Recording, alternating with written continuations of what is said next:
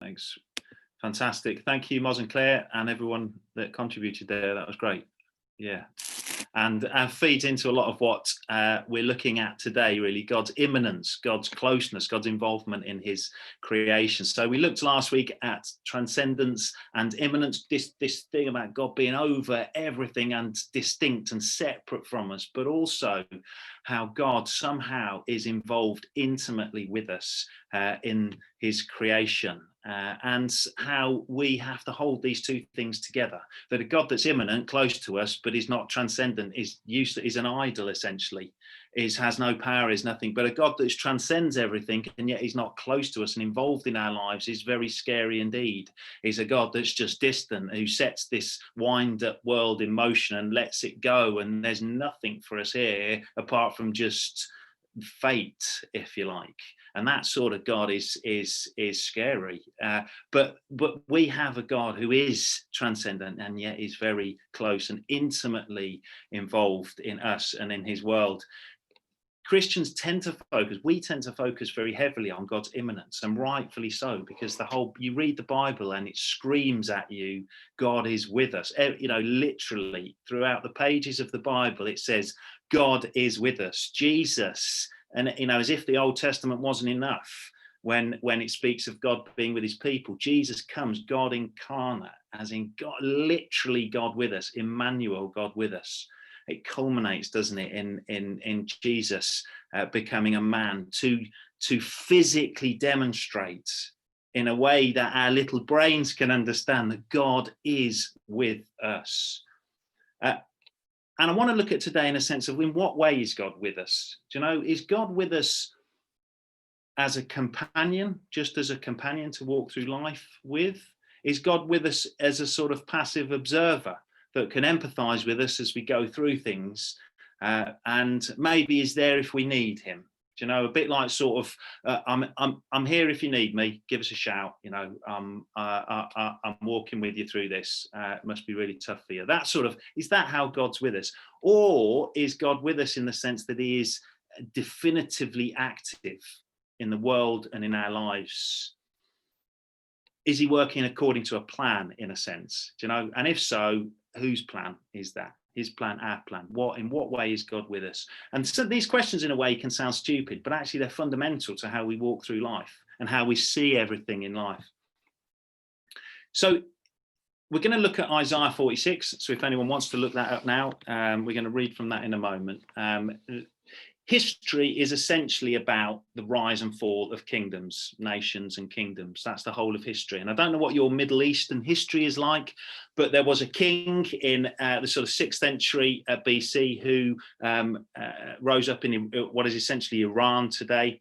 And he became one of the first kings in that time to have a centralized political government. He had one of the most amazing armies the world had ever seen at that time, and essentially his kingdom ended up spanning from India-ish in the east all the way through to Europe in the west, and he took over and conquered kingdom after kingdom after kingdom. And it's important for us because one of the kingdoms he conquered was Babylon. And at that time, the Jews were in exile in Babylon.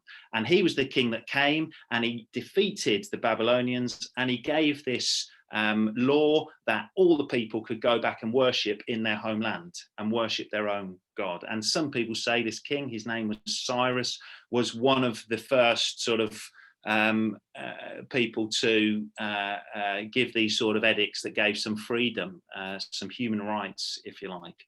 And we're going to read from Isaiah 46 because it talks about this time when this happened. So this is written by Isaiah, and it's written about 150 years before it happened. So Cyrus took over and conquered the Babylonians in about 539 BC, and this is written in about 700 BC. So as we read it, we have to remember that this was written 150 years before it even happened.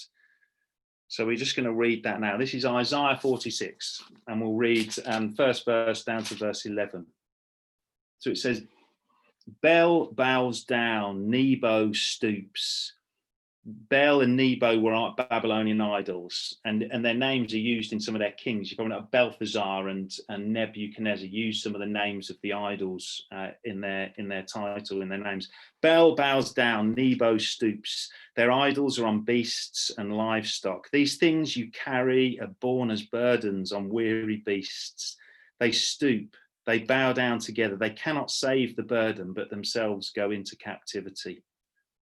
Listen to me, O house of Jacob, all the remnants of the house of Israel who have been born by me from before your birth, carried from the womb, even to your old age, I am he, and to grey hairs I will carry you.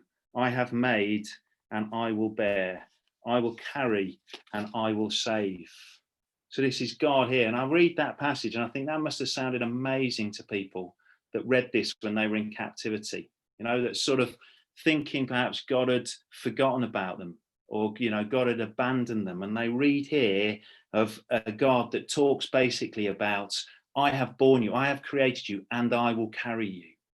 A God like of not an absent father who has a child and then goes off and just forgets about it and leaves them, but a God who takes responsibility for his creation, a God who I have created you and I will carry you, and I have borne you since you were created, and I will bear you to old age. And that is, for me, is amazing. And how that contrasts between the idols.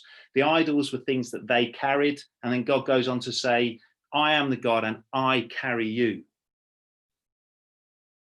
And he goes on, he says, to whom will you liken me and make me equal and compare me that we may be alike? Those who lavish gold from a purse and weigh out silver in the scales, they hire a goldsmith and he makes it into a god, and they fall down and worship. They lift it to their shoulders and they carry it, and they set it in its place and it stands there. It cannot move from its place. If one cries to it, it does not answer or save him from his trouble. Remember this and stand firm. Recall it to mind, you transgressors. Remember the former things of old, for I am God and there is no other. I am God and there is none like me, declaring the end from the beginning and from ancient times things not yet done, saying, my counsel shall stand and I will accomplish all my purpose, calling a bird of prey from the east, the man of my counsel from a far country. I have spoken and I will bring it to pass. I have purposed and I will do it. And it's difficult. I read that last passage and God's sovereignty in that screams out, doesn't it? So he says, I declaring the end from the beginning, he says in that, not predicting, declaring it. God's making history. He declares history. He says what is going to happen. And he goes on to say, my counsel shall stand and I will accomplish all my purpose, calling a bird of prey from the east. The bird of prey from the east was Cyrus. So Cyrus's flag was a golden eagle on a flag. And if you go back to the chapter before, chapter 45, he actually names him as King Cyrus. This is talking about God saying that he had written history that would involve King Cyrus coming, defeating nations and freeing his people. It's amazing to read that. That was written 150 years before it happens. And there's no getting out of God's sovereignty in that. But also in the very same passage, if you go back to those first verses, there's no getting out of this fact that God is with those people. I have created you and I will bear you from your birth to grey hairs, he says, and to grey hairs I will carry you. I have made and I will bear, I will carry and I will save. In those very same verses, you have that God's sovereignty over all of creation, over history, over kings, over nations, and his intimate involvement with his people. And the Bible all the way through talks about God like that, doesn't it? It doesn't describe God. You can't read anywhere in the Bible and see a God who is passive to history, who just watches history sort of evolve as he goes there. The Bible just doesn't talk like that. It doesn't talk about God watching history from the sidelines. The Bible talks about a God that has written history, a God that is involved in history and his decisive action in the world. And also, with that, his intimate involvement in the world, and not just in a global sense, but in a personal sense. The amazing thing about the Bible is you have passages like that describe the whole change of the globe that God has planned and written, but the whole Bible is about people, individual people that he chooses to accomplish that. And you have this massive, and in our minds, we can't understand it. We can't understand how God can do this and bring it all together. And I guess that's the transcendent part of it, is God does this, and all we can do is read it and know, yeah, that's what happens. And in terms of this, God being close, is it over all the things of the world, so all the huge things, nations, kings, queens rising and falling, but is also over every little thing in our lives, all things, nothing's excluded from that. So Ephesians 1, and these are some well-known verses, just reminding you of them. Ephesians 1:11 says, God works all things according to the counsel of his will. And that all things is great, because there's nothing outside, and I know my tendency is to think of little things in my life that perhaps aren't, but that doesn't leave room for that. It doesn't leave room for anything that falls outside of what God is working together with. Romans 8:28, and we use this, don't we, to encourage one another a lot. It is very encouraging. God works all things together for the good of those who are called according to his purpose. All things, again, it comes there. And these aren't about God salvaging situations. This is not about God saying, oh man, they made a right mess of that, I'm going to have to somehow cobble this together. This is about God, a bit like this passage here. God writes history. So there's a brilliant line in Genesis. So this is from Joseph. So Joseph, after everything that had happened to him, so he was sold into slavery, ridiculed by his brothers, sold into slavery. He was then accused of something he didn't do, put into prison for a whole load of years. And at the end of nearing the end of his life, his father had died, and his brothers thought that he was then going to kill him because of everything he'd done. But he turns to them and he says this. He says, you intended it for evil, but God intended it for good. It was not God who sent, it was not you who sent me here, it was God. So he says God intended this for evil, not God used this for good, not you did this and God just used it for good, or God managed to turn this into good. God intended it for good. There's an intention and a conceived, there's a writtenness, a plan about that, and that's the whole way through the Bible. And it's not, as I say, just a few proof texts that you could go to. It's the whole Bible. The whole Bible talks about a God who has planned all of this, pre-planned, and is involved. And I guess all of this obviously comes together, doesn't it? As all the attributes of God, everything comes together in the cross, in Jesus, in the cross. You have Revelation, where it talks about Jesus being slain before the foundations of the earth. That actually this thing that happened wasn't when we talk about a rescue plan, yes, it was a rescue plan, but it wasn't a sort of, I'm going to need to cobble something again to repair what's a mess. It was before the foundations of the world. This was written. It was ordained. It was planned by God, and it was God's will. And that, when we look at God being sovereign over evil and bad things, the cross, again, it comes all together in the cross. You have this gruesome, horrible way to die, this beating, and everything that happens to Jesus was God's will. And I don't know about you, but to get my head around that is so difficult, that God planned it this way, and it was horrible, but it was his will. Not that God did evil in that sense, that the people that put Jesus to death were responsible. They were held responsible. And like in the Old Testament, the Cyruses of the world and the Assyrians of the world were responsible and judged by God for what they did. But even with that, there was a sovereignty and a pre-planned by God. And we can't hold those two things together, but they're both true. that this free will and this God's sovereignty over all things. And God is, there's no getting, as far as look at reading through the Bible, there's no way around this, that God is in control, isn't he, of history. He writes the end from the beginning, as we've just read in Isaiah. And I think sometimes it's easy to subconsciously think of God as God the Father, as this sort of person of God that's distant, and he's the one that's pulling all the strings, and all this planning in history. And Jesus is the person that's the one that's close to us and imminent to us, and walks with us and perhaps empathizes with us about how hard the Father's been on. All these things, we can sometimes have this view of Jesus and the Father as different. And we will look, I think, at the Trinity later on, but actually God is one person, God is one thing. And when we look at Jesus and how Jesus is described, even in his life and afterwards, we see this sovereignty of Jesus in all things. So Jesus, even when he was alive, says things like this, doesn't it? Even the wind and the waves obey him. That was when he walked the earth. That's the same today, isn't it? He's not changed in that sense.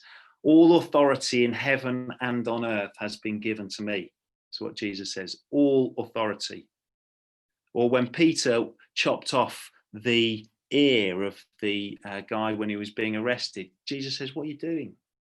Do you not think I could call down a legion of angels now to deal with this situation? Peter, do you not think I can cope with this? Do you not think that I can deal with this if I needed to be? And then, we see, don't we, today, I've been looking at the flooding and everything else that's going on now. Do you know, all those things are the same today. Hasn't Jesus got authority over the wind and the waves today? Has that changed? Jesus is the same, isn't he? Yesterday, today, and forever. Jesus has authority in this world over all things. All things. Ephesians 1 says that Jesus has been raised far above all rule and authority and power and dominion, and above every name that is named, not only in this age, but also in the age to come. And God has put all things, is that all things again, under his feet. Jesus is sovereign in the events of this world as we're in now. So I guess,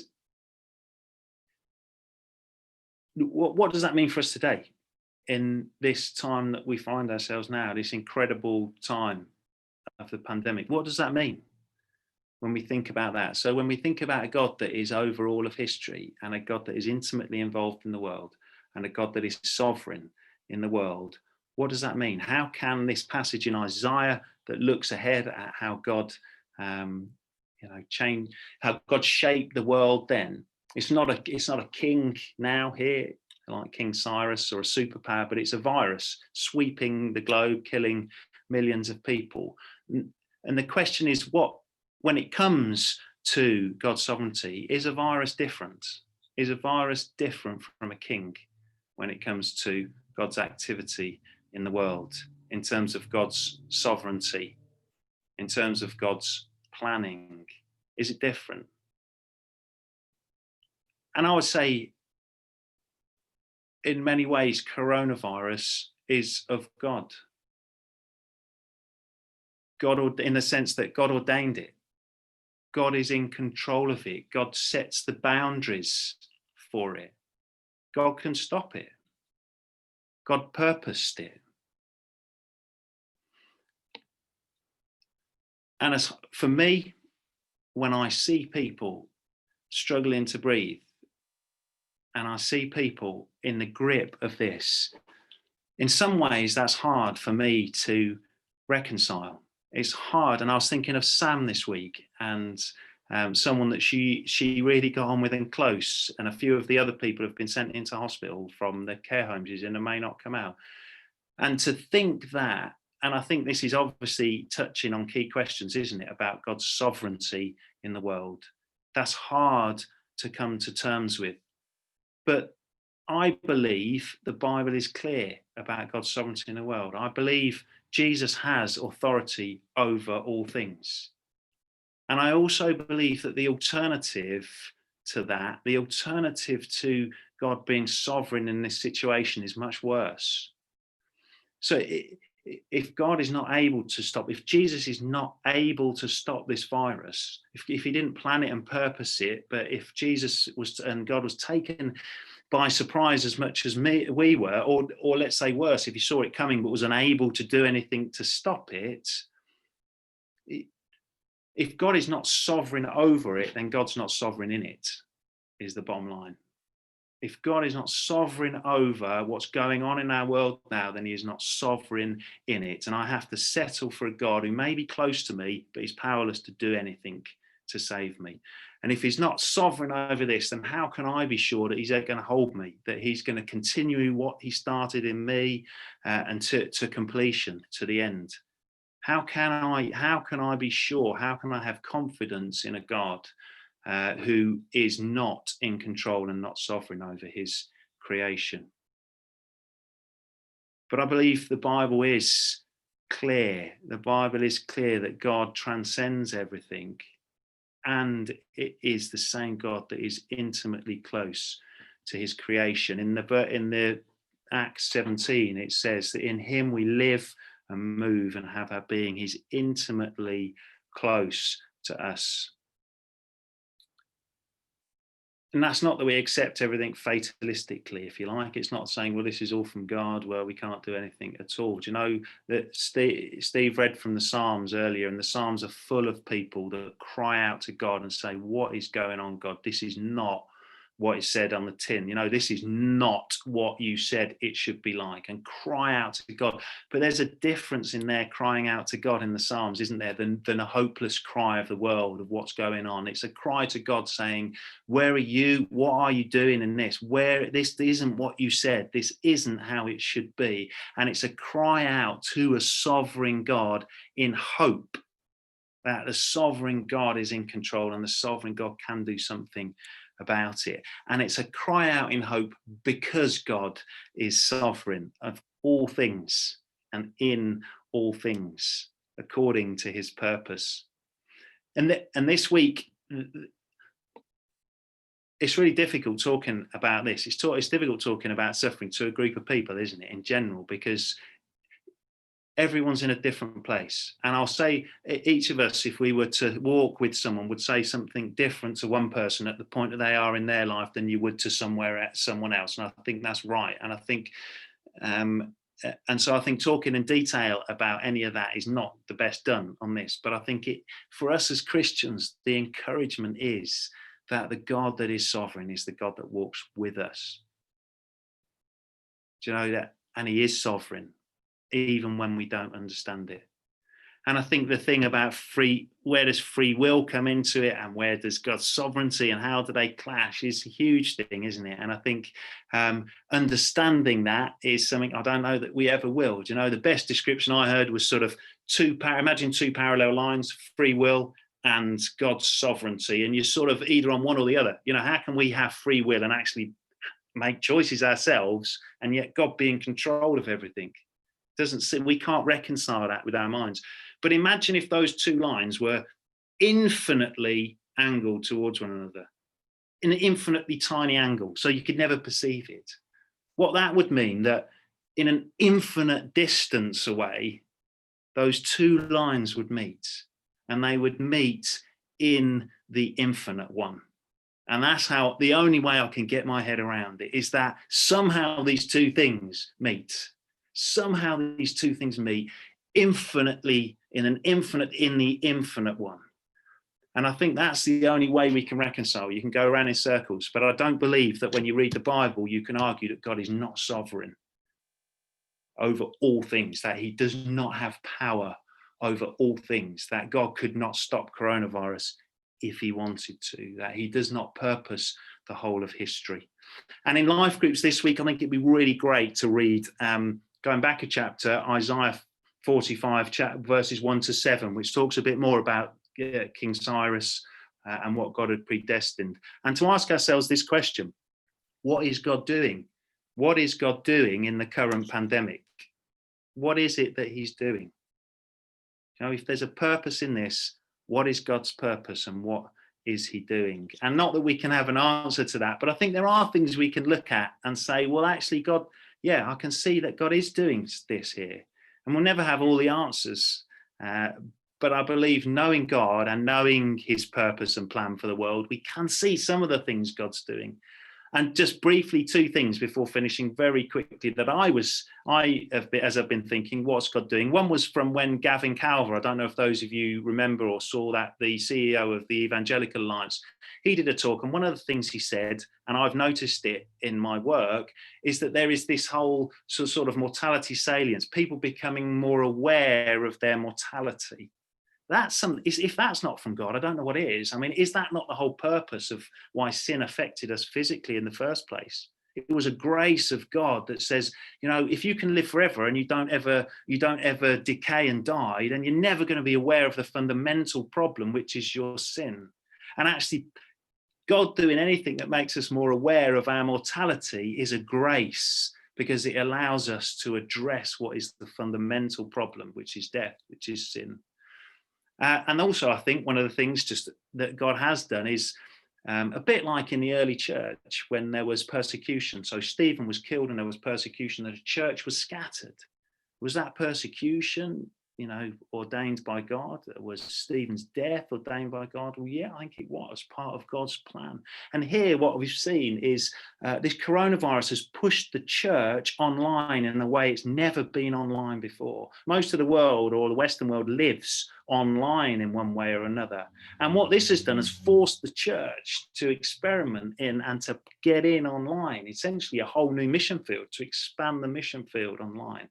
And so those are just two things that I can see that have happened from coronavirus. And that's not to say we'll ever know God's purposes in all of this, but I think we can ask that question, what can we see, and what is God doing in this? And I just want to finish now quickly by reading again that verse in Isaiah, which is for us now as much as it ever was for them 700 years ago. It says this: "Listen to me, O house of Jacob, all the remnant of the house of Israel, who have been born by me from before your birth, carried from the womb. Even to your old age, I am he, and to grey hairs, I will carry you. I have made and I will bear. I will carry and I will save." Yeah, Father, we just thank you for your sovereignty in the world and for your closeness to us. And where we don't understand it, God, would you create in us a faith and a trust that cries out to you for answers and cries out to you to see things changed, but in faith that you're good and that you're sovereign and that you are close, intimately close with each of us. Amen.